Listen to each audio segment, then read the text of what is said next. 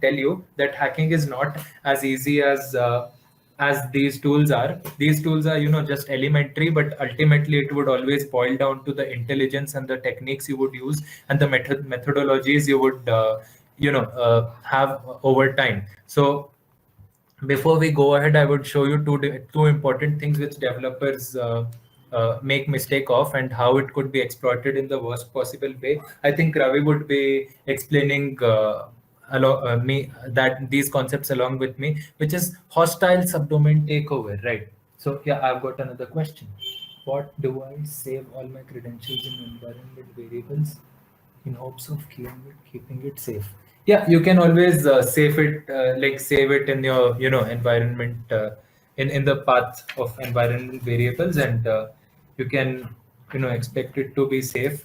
Keep the If you're saving it in your S3 bucket or something over cloud, keep restrictions over it, and you can always Google how it does not how these data does not get scrapped by search engines or does come in access of people directly, right? So hostile subdomain takeover is an important concept, because what happens is a lot of times a lot yeah, I'll just explain the basics of it, not going in depth of it, right? Yeah, a lot of times there are a lot of services which we use as companies. Like as companies, we we use services by say HubSpot, or we use different services like FreshChat or Zoho. So what happens is we allocate a subdomain to them. Say I have a company called as ujwal.com, right? And I allocate a subdomain called as chat.ujwal.com to a service by FreshChat. And after 1 year of usage, what happens is I I don't want to use that service anymore. So I just cancel the subscription of uh, FreshChat, right? We cancel the subscription and we are done. All right, so that service is not working anymore. But as developers, and I have found this particular bug in one of the biggest India's e-commerce website, right? And I've been awarded by them. So what happens is, even after the subscription is cancelled, say chat.ujwal.com was first pointing to ujwal.freshchat.com, right? But now what happens? This service is gone, right? This still points to this particular URL or this particular IP. So now what happens is, as an attacker, I find out that this is still pointing to this, but here there is no service. I go to freshchat.com, I create a service named Ujwal, and I get the domain ujwal.freshchat.com. Now I do any nuisance in this particular place, and this is still pointing. Anyone does chat.ujwal.com, it shows the content of this because of the CNAME and DNS pointing variables. And now what happens is, my company reputation is gone. We'll show you live demonstration of this, where Ravijan has volunteered to help us out. So basically, there's an important tool used by Nahamsek for this called as wait, let me check if I've put here. So the important tool is called as hostile sub takeover, right? So yeah. So okay. Okay, I've not put it here, but I'll put the link at the end of it, right? So I've got a question by Vipul.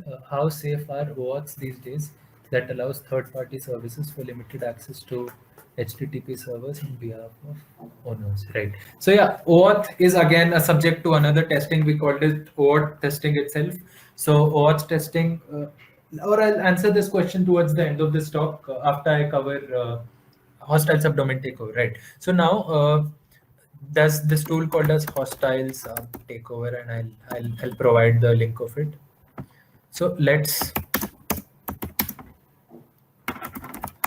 yeah, hostile sub brute forcer. Once you Google it, you'll get it. Nahamsek has put this. So this has something called as sub brute, right? So let's use this. Yeah. All right.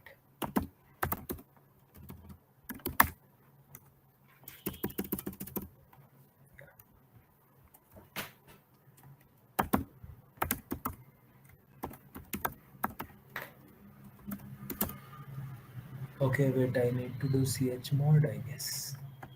Or let's see the usage of this, right? I have not used this since a long time. Yeah, so the first tool is,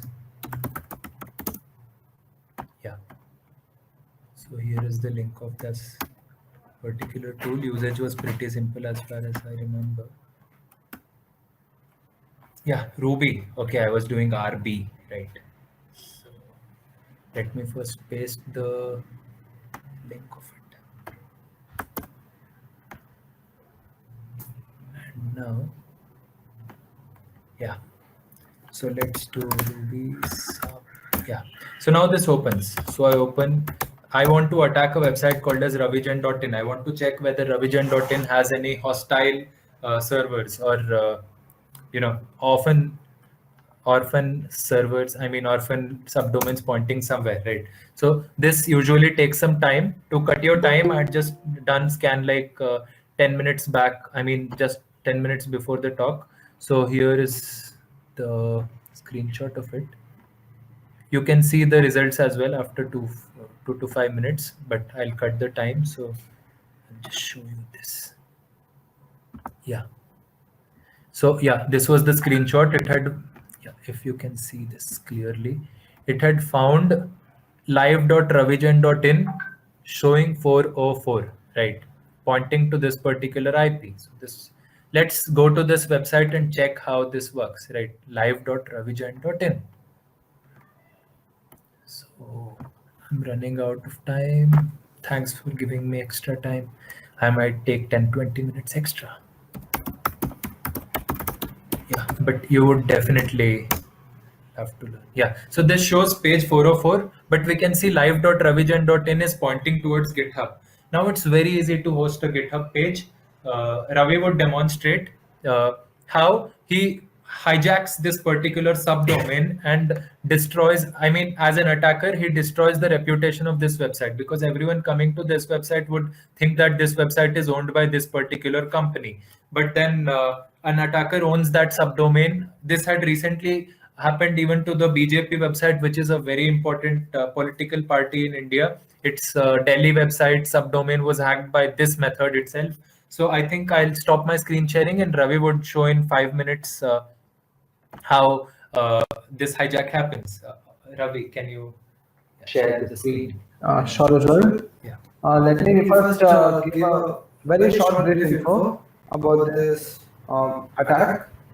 So, as Vipul has asked about OAuth, how secure is it? So, in this particular attack, if you find a particular domain which is like having a dangling pointer. Hello, am I audible? Hello. Okay, yes. So in case if you are having a OAuth whitelist of the particular website, and in that case you get a hostile subdomain such as live.ravijan.in, and I have a OAuth setup on my website, so you can directly deploy your own page over this live.ravijan.in and use OAuth tokens as whitelisted by my website ravijan.in. So there would be a attack, and this attack was happened back in a very famous company, uber.com. And so let me show you the attack, like how it works. Let me not stick to theory. Okay, I'll be sharing my screen.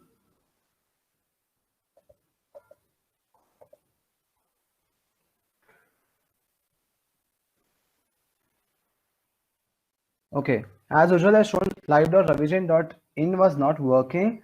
It was showing the page is pointed by Git, was pointed at GitHub. So as I've already checked this, you can see like it has shown a particular IP address. Who is this particular IP? It will show GitHub. So we know it is hosted over GitHub. In case if it is not directly showing you which particular domain the pointer is pointing to, you can check it by typing who is and the particular IP address of that particular website where the dangling pointer is there. And now let me show it to you, the working attack. So I have hosted my website over my own personal repo, that is GitHub. Ravigent Pro. Now I'll be using another account for hijacking that particular domain. I have an account set up. Let me show it to you. Yes, this triangle learn hacked revision.in. So I have put my own index.html or and a 404.html. So in this particular case, I can also make a replica of that particular website and put a form such as payment gateway or some user authentication form. So if I put autocomplete equal to on in my HTML tag, then whatever the website credentials for that particular app would be there, it would be accepted by my particular form, and that form would be redirecting all the information to me. So this would be a breach of security. And let me point it to my particular domain using this particular account, Triangle Learn. As you can see, I've hosted this over GitHub. Yeah, so basically we found that attacker, I mean the victim website had it pointing towards GitHub. Now an attacker comes, uploads a random page and goes to the domain settings, and in the custom domain he puts the URL it points to, and here you see on live.ravijan.in this happens, hacked by Glug hackers, right? So this is a successful hostile subdomain takeover. You can yourself go to live.ravijan.in and you can check it at this point of time. Before we did this attack, if anyone would have done this attack, this domain would have been hijacked by them, right? So successful takeover for the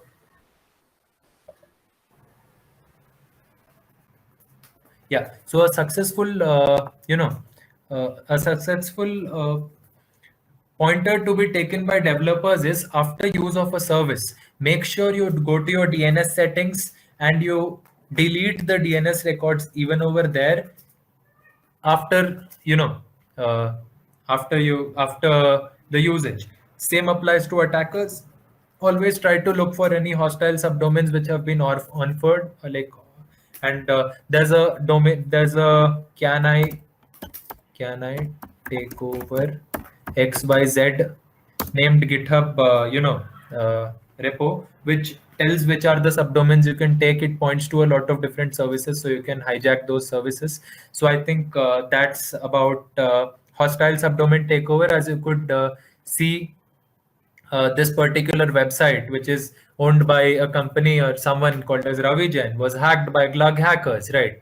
So we are the Glug hackers. So right. So now I'll explain you about broken link hijacking, right? So I'll share my. Or Ravi wants to share something, I guess.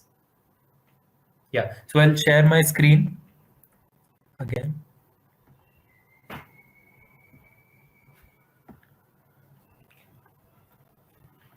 Yeah. So this is how successfully we did a hostile subdomain takeover. Now you can upload any HTML file in the GitHub and you can upload it. Now we'll be, we'll be showing how, is my screen visible? Yeah.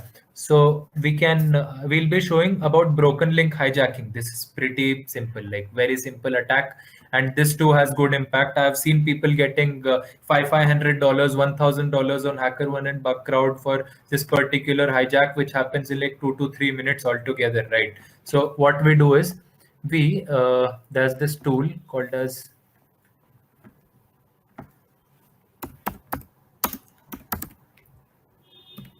so broken link.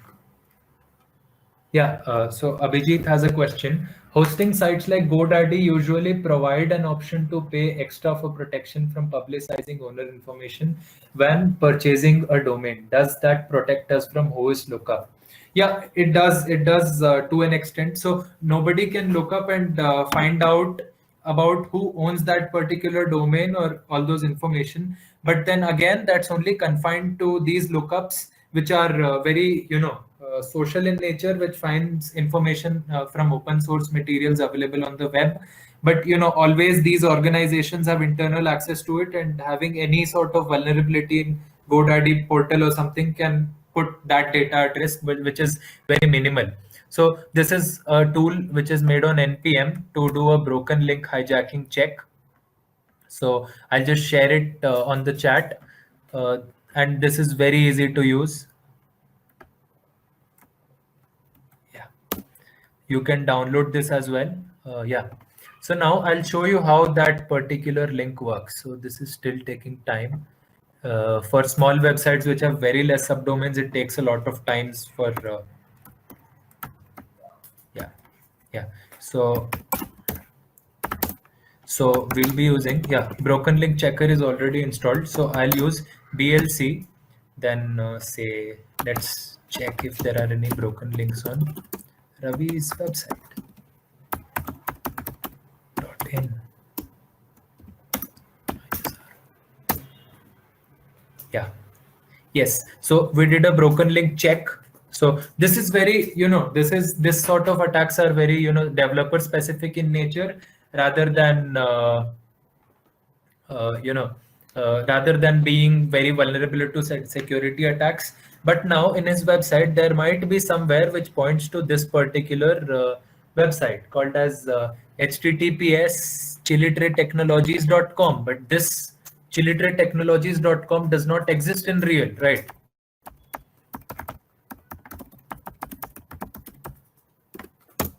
Yeah, see, this website does not exist. So now an attacker can buy a website and can host anything on here, in here, and whatever he hosts, that directly goes here. I think somewhere if that particular link, if that is hosted in somewhere, say,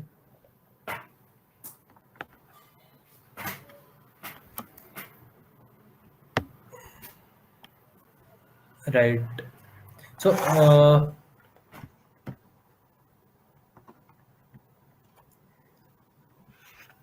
yeah, there are lots of links right here. So there would be some link which would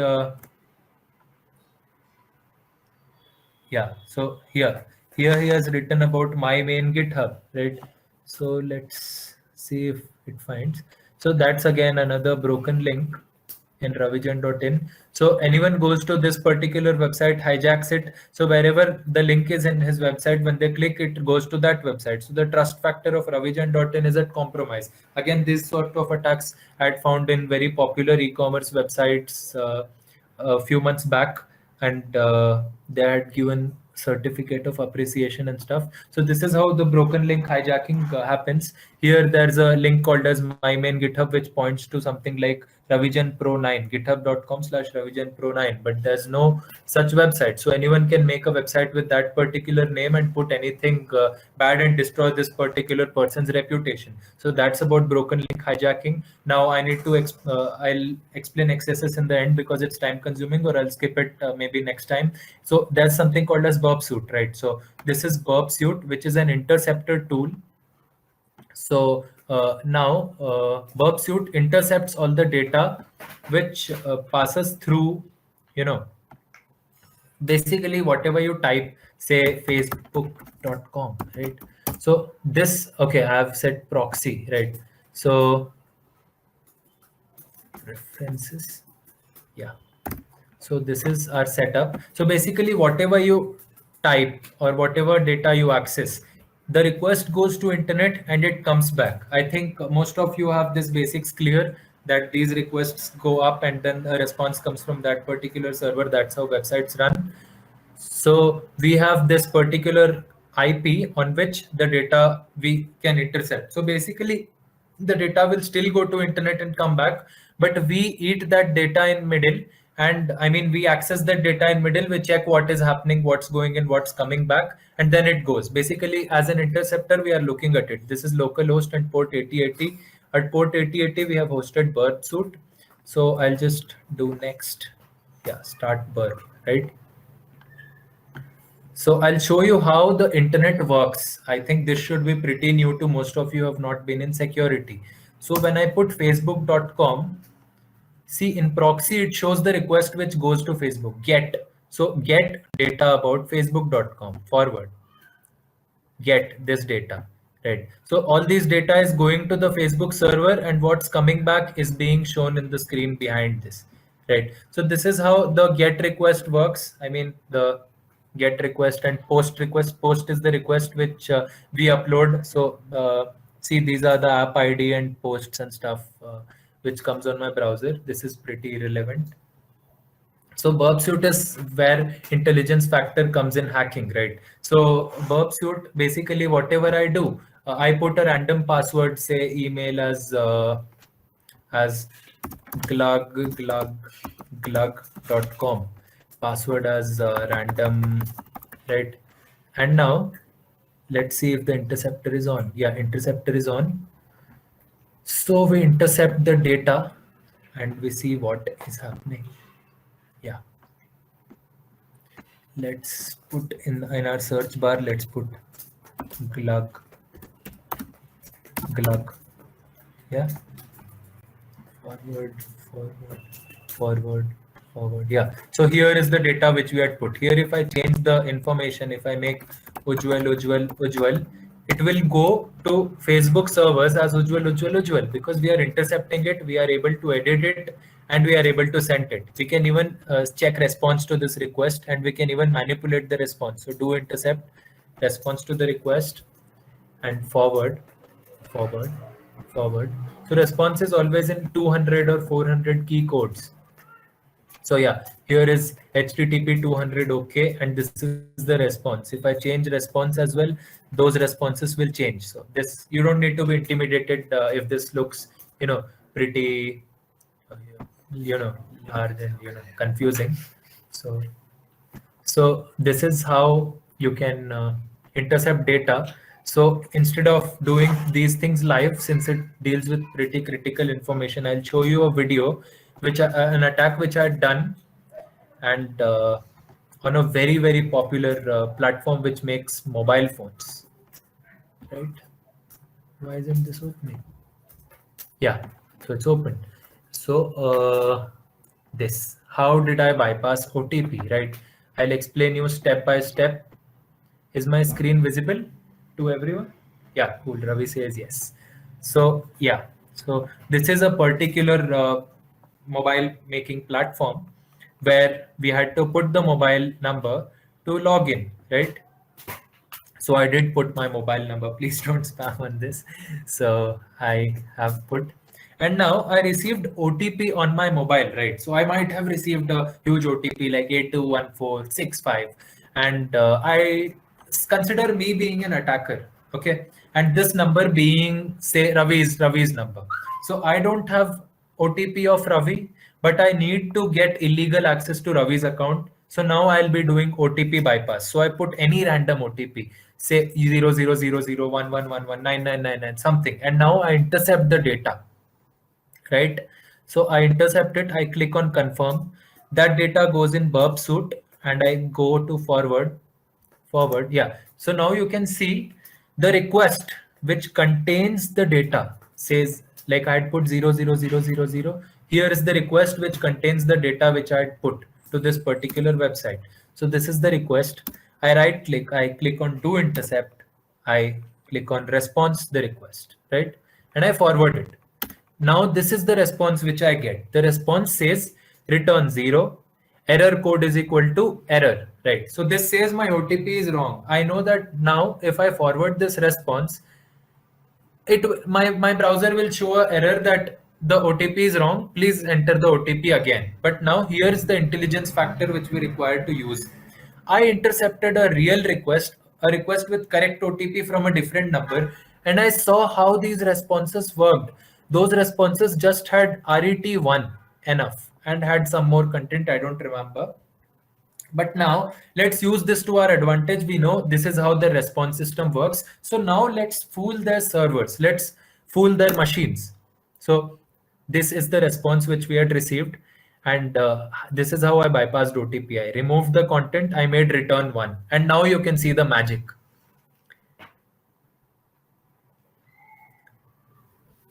And I got the window which says update the password. So this is how we successfully hacked into someone's account. We went into their account, we requested for OTP without even having the OTP. We put a wrong OTP. We changed the response to something which machine believed that it's true. Machine believed that this is the right OTP which we already always sent, and I got the window which says update your password. I put the new password and I get access to that particular account.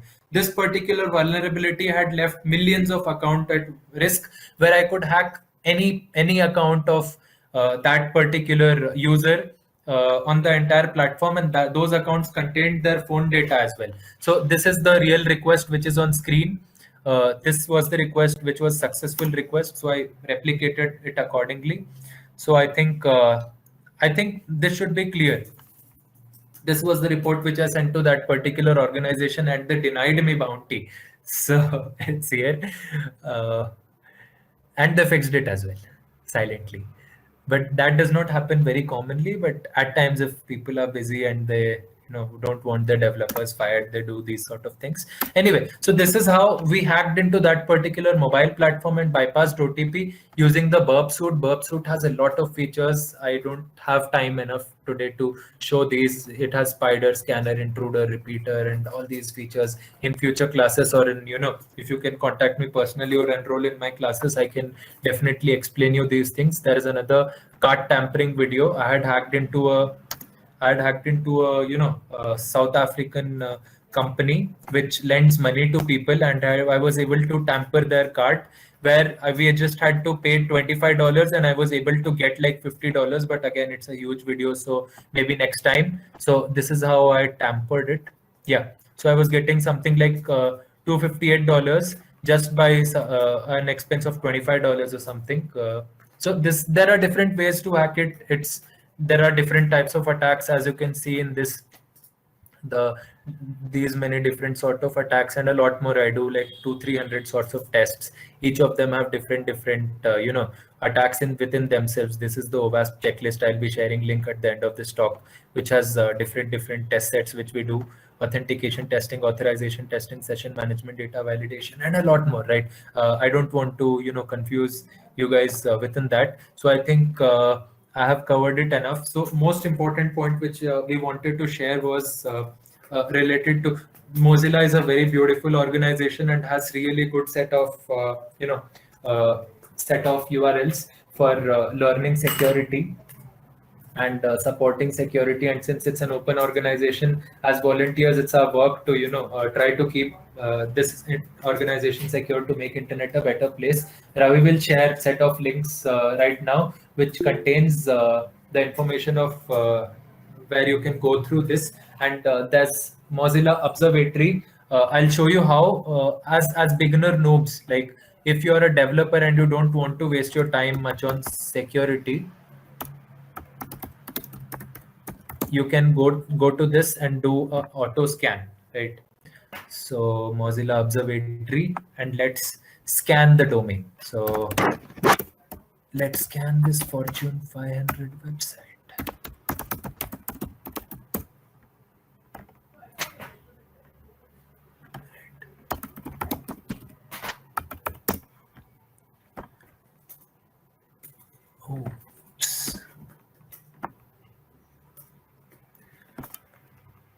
Okay, FOR. I think I'm going too longer, but it says A+ for this particular organization. Everything works well. Yeah. Right. So everything is well set. These are some parameters which I might not get time to explain today, but yeah, it has good CORS policies. Basically, the requests don't get shared in cross origin, right? So there are yeah. So let's scan Ravi's website for his security, and let's see the rating. I'm pretty sure it would be bad. Yeah, he has got a D rating, right? So the previous website which we saw had good rating. This does not seem to have good content security policy in place. So it can always take information and from different origins, cross origins and stuff. So maybe his regexes aren't in place. These are, so Mozilla Observatory is a very important, very good tool to get these things done for free, which would otherwise be paid on other premium services which does scanning. So there are other important tools given by Mozilla which can always be helpful. There's and also I wanted to speak about MSRC program. Microsoft is a huge organization and has huge payouts when it comes to bug bounties. The errors, I mean the sort of issues which I showed you, including the information gathering if you land on any API keys or anything by Microsoft.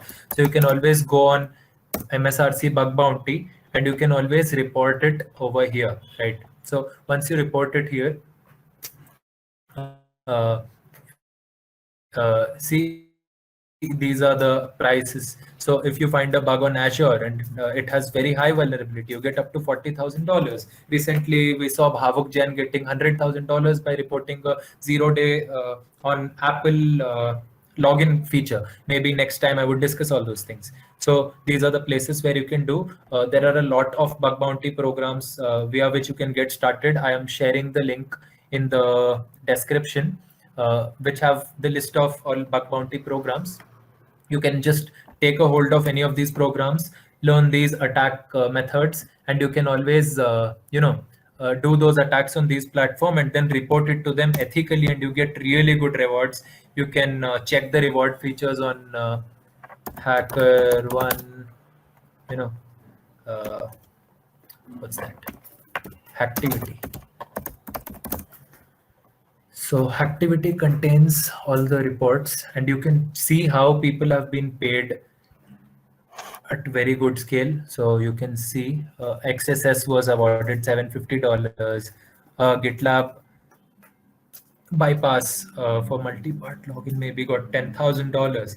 Just a CSRF vulnerability on Rockstar Games, a very important gaming platform. We all grew up seeing Vice City, San Andreas and stuff, getting $1,000. So you can always get very good pay in part-time as attackers. As coders, you can always, try to make good code to save your job and definitely save this money for your company and yourself. So this is Code Injection, Tom, and there are thousands of reports we can always read, and you can